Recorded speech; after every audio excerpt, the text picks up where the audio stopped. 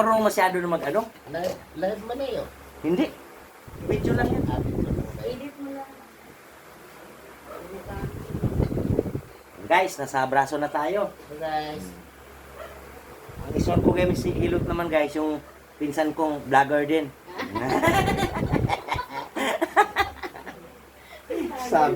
sabi pa ni Andrew yung vlogger. Ay, vlogger! Hindi si Andrew ba? Si Andrew, tatay Andrew. Yung ganda lalaki pala nun. Sabi ng mga tao, pag nabaksinan ang mga tao, magiging zombie daw. Hindi naman, na-vlogger naman lahat. Tama naman.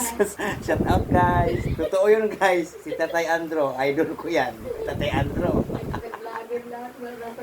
Hindi naman naging zombie. Nag-vlogger naman talaga. Siya Bisaya pa po. Ay,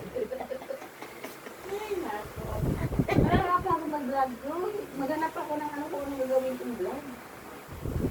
Ay ako na pagluto-luto. Oh.